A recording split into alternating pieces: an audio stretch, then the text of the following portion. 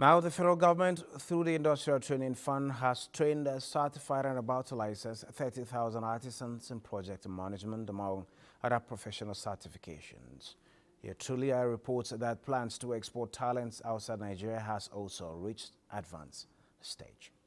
In here is a batch of 30,000 artisans out of a total of 100,000 under the Skill Up Artisans program of the federal government. They are being assessed after receiving training on project management. The government is supporting us. We will give you trainees. We will pay for the trainees. For the Director General of the Industrial Training Fund, Nigeria is not just training artisans, it is certifying a future workforce ready to compete globally. And the assessment is to ensure every certificate awarded is not just paper, but a proof of real-world skills. We have people that do strong shoes, strong bags, nice dresses, good dresses, but the finishings are not up to international standard. We are taking some people to Italy very soon. We have discussed with Italian embassy. They've linked up with the international training centers of international repute to train our trainer. Once we elevate project management skills, you see proper planning, you see proper management of work, and you see less risk, less wastes on materials. And you begin to see these people understand how to actually deliver work that gives value to the clients. Stakeholders here are of the view that the Super certification is becoming a seal of excellence, a national badge that says these artisans know their craft. So it's going to increase my profits by planning, by organizing, and by delivering my goods in time. I've gone through again the second phase. It's not just a waste. I will showcase myself. I will give them what I just learned. ITF says the vision doesn't stop at Nigeria's borders, but with internationally benchmarked training, these young professionals are not just preparing for jobs at home, they are being groomed for global demand.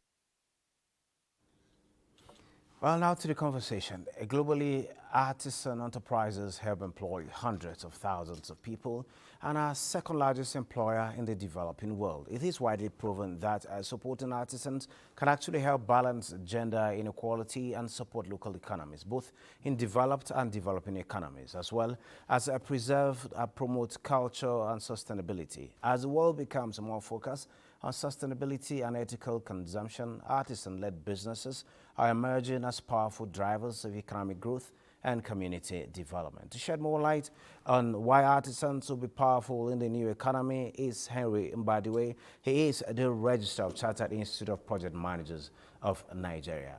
Mr. Mbadiwe, you're welcome to Business Express at this time. Good morning. Thank you.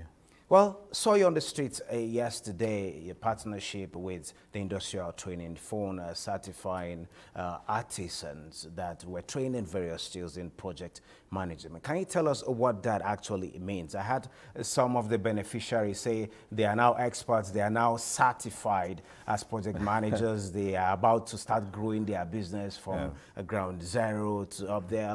I like the optimism, but can you realistically tell us what that means and the possible impact on the economy? All right. Now, realistically, what you have to understand is that these artisans have now been trained in a certain skill set that would have a positive impact in the work that they do. Now, one of the things we have to understand is that when it comes to artisan development or any sort of development, intellectual or skill development, you have a technical side of it and there's a soft skill side of it. And I think this is where we are sitting, in this soft skill side of it, which is often overlooked. All right. So when you're dealing with an artisan, and that artisan, for example, has to fix a car, and the artisan has 5 different cars to fix, that person needs to understand how to plan that activity. Most of us get frustrated when we are dealing with artisans, either making clothes for us or fixing our vehicles or the carpentry works for us. And you find that, they tell you come today to be ready today and then it's not. And then you feel disappointed and then there are issues again of communication and all of that. Sometimes, what is delivered is not what you've asked for. All of this boils down to the ability to plan, the ability to understand requirements, the ability to manage changes, and the ability to be able to foresee the risks and to mitigate these risks to help them deliver appropriately to you. So what this ITF Super program is doing by introducing project management skills to these artisans is to help them ensure that they deliver the actual requirements to the clients. Now, this project management certification that they've gotten has proved that they have gone through that level 1 stage of understanding project management and the ability to use the skill set, to apply the skill set that they've now been certified okay to do. All right. Now, within Cipmn, we have different levels of certifications. All right. There are certifications for professionals, you know, as you would find in different other sectors like oil and gas or the banking sector and all of that. So we have fellow categories, there are the chartered categories, but the categories that we have created for the artisan is that artisanry understanding of project management and the ability to be able to apply that.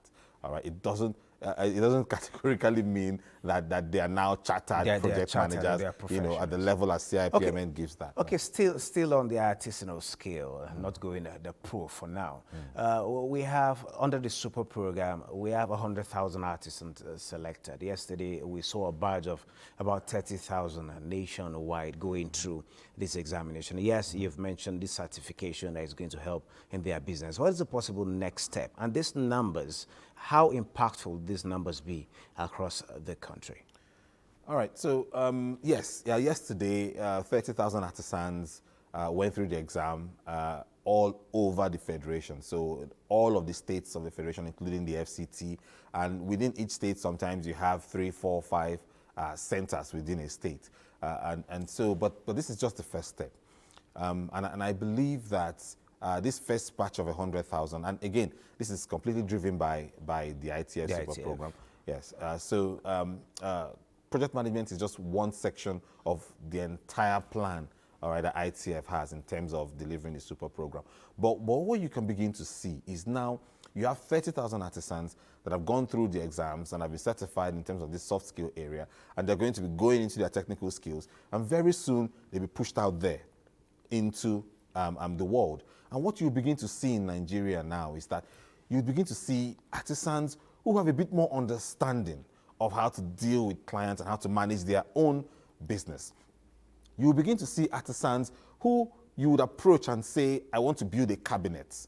And they would not just be after, for example, okay, you know, you want to build it for your room. Okay, what do you want? And I'm going to deliver what you want. No, an artisan is going to be asking you questions like, oh, so this cabinet, you know, how often, what do you want to use it for? Is it just for clothes? Do you want to have shoes in it? Do you want to have something else? You know, and the artisan will begin to gather requirements and help. You begin to see artisans that would help, you know, clients to even look deeper into what they want. We've seen situations where you've asked artisan to do something and they've delivered what you've asked for. And then you come to that realization that this is not really what you want, you know. But artisans today would now begin to ask the relevant questions. They will gather proper requirements, they will plan that work properly, and if there is they will talk to you about changes and how to manage changes.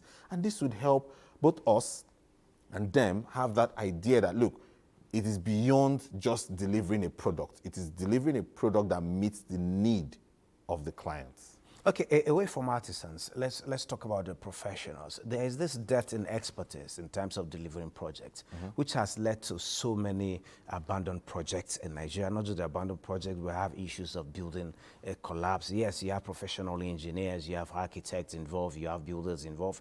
Yet we have issues around delivering projects and delivering them at top notch. What's Cipmn doing to ensure professionalism in this light, to kind of reduce the kind of damages, the losses we're having, not just in Naira, but also in lives? So it's a very important question, and I think it permeates through all sectors of the economy. One thing that you have to understand is that project management is not just focused on we're going to deliver this particular product, we want to build a house and want to get that done, and you bring in the engineer, you bring in, the architect and all of this. No. These individuals are subject matter experts. There is a skill set that has to do. And whenever I talk about planning, it sounds like, I sound like a broken record. You're always talking about planning. But yes, all right, what can help you to find less abandoned projects in Nigeria today is proper planning, proper change management, and proper risk management. These are some of the skill sets that we need to focus on. And what you have to understand is that buildings don't build themselves. Economies do not build themselves. Infrastructures don't develop themselves. Human beings do this. Human capital development is key to building any nation. You have to ensure that you have professionals within the economy, professionals within the system building that particular nation. The reason why you go to developed nations like the UK and the US is because they have standards. They follow these standards, and you have professionals who use these standards to deliver products. In Nigeria, Cipmn has been created by the National Assembly and assented to by the President to put in place standards in project delivery in Nigeria across every sector, and to ensure that professionals adhere to these standards and that they use these standards in delivering projects.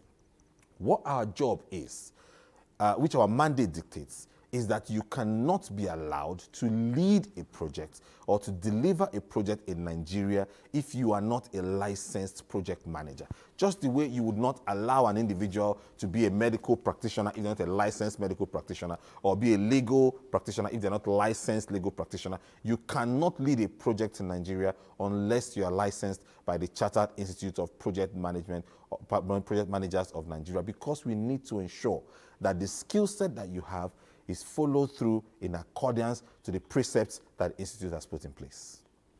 Thank you very much, Henry Mbadiwe, Registrar, Chartered Institute of Project Managers of Nigeria, for your contribution at this time. We're going to follow up to ensure that these standards apply, and not just in the buildings, not just in the artisanal space, but also in delivering every project across the economy. Thank you very much. Thank you.